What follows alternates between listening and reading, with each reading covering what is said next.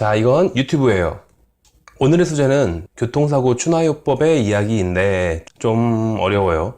제목은 어째서 교통사고 환자에게 추나요법을 대충대충 해주는 것 같은 기분이 드는가. 전에도 비슷한 내용을 한 것 같긴 한데, 이 질문은 저희 한의원 교통사고 환자분들에게 매우 자주 듣는 질문에 속해요. 어디에 갔더니 추나요법을 안 해주더라. 어디에 갔더니 5초만 해주더라. 어디 갔더니 대충대충 해주는 기분이 들더라. 이미 이에 대한 설명은 한계에 맞을 것 같아요.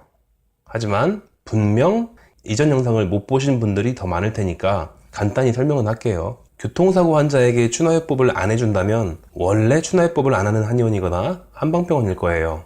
그럼 추나요법을 할 줄 아는 원장들은 전부 다 추나요법을 해주느냐? 그것도 아니에요. 저는 추나요법을 할 줄 알고 교통사고 진료도 하는 한의사이니까 제 경우를 예로 설명할게요. 제 입장에서 교통사고 환자가 방문하셨을 때 추나요법의 측면에서만 어떤 사고의 과정을 거치는지 설명해 드리자면, 일단 이 환자에게 추나요법이 필요하냐부터 생각해 보죠.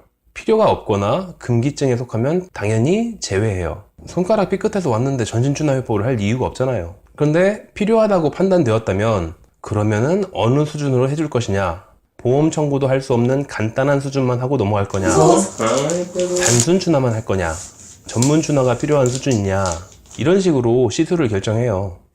뭔가 체계적인 것 같지만 사실 척추 만져보다가 이건 단순 추나로 해결할 수준이 아니겠다 싶으면 꺾기도 하는 거죠.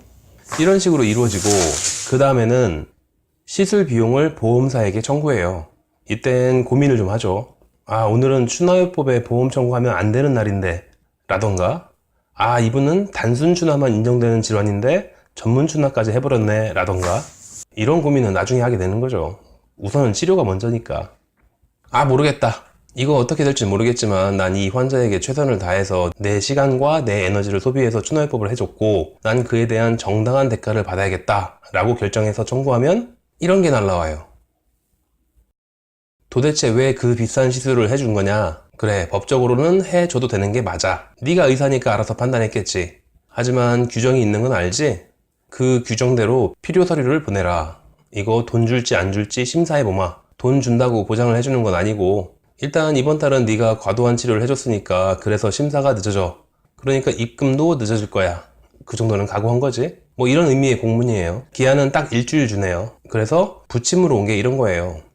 환자의 수술 전후 엑스레이, CT, MRI 영상 자료와 그 판독지를 보내라. 한의원에 교통사고 치료를 받으러 오면서 영상의학과 소견을 들고 오시는 분은 없잖아요. 수술을 받아야만 할 수 있는 시술이라니 도대체 누가 결정한 거야? 심지어 수술 전후에 소견을 다 붙이라니. 아마 환자분들 그런 서류 발급받은 적도 없을 텐데, 저걸 제대로 심사 받으려면 환자분한테 전화해서 수술받은 병원에서 전후에 찍은 영상 자료의 소견서를 발급받아 달라라고 부탁을 드린 뒤에 그걸 일주일 이내에 심사평가원에 보내야 하고, 그거 심사 때문에 그 기간에 진료를 본 모든 자동차 보험 환자들의 입금이 동시에 늦어지고 입금이 된다는 보장도 없고, 뭐 이런 상황이 돼요. 쉽게 말하면 돈 받을 확률이 낮고 돈을 주더라도 늦게 준다는 얘기죠. 이 복잡한 과정을 겪고 싶은 의사가 없겠죠.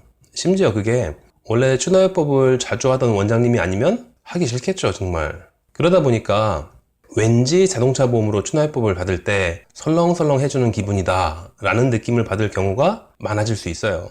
이런 정도를 가지고 시간 들여가면서 하고 싶지 않은 게 당연하잖아요. 게다가 추나요법에 집중하는 한의원이 아니면 더 하기 싫겠죠. 이게 뭐 잘못된 건 아니잖아요. 무슨 중국집에서 서비스로 주는 만두도 아니고. 그나마 추나요법을 중점으로 하는 한의원이 손해를 무시하고 전문 추나까지의 시술을 더 해줄 확률이 높긴 하죠. 그럼 교통사고에 추나요법을 좀 더 성실히 해줄 수 있는 한의원을 찾아보고 싶으면 어떻게 하느냐? 각 지역에서 원래 추나요법 하던 원장님들을 찾아보셔야죠.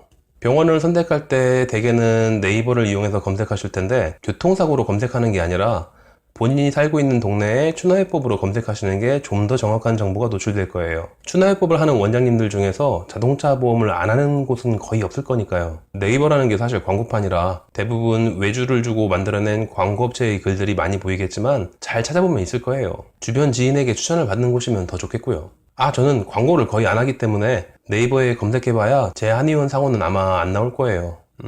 지금 검색해보니까 맨 끝에 잘 보이지 않는 구석에 조그맣게 한 칸이 있긴 있네요. 자, 오늘은 교통사고 추나요법이 건강보험 추가요법에 비해서 다소 무성의해 보일 수 있는 이유에 대해서 예전 영상에 이어서 다시 언급을 했고, 그 근거로 한의원에서 어떤 제재를 받는지 서류를 보여드렸어요. 한의원에서 인정되는 자동차 보험 시술이 추나만 있는 것도 아니고 워낙에 다양하니까 그냥 본인의 단골 한의원에 다니시는 게 제일 좋긴 해요.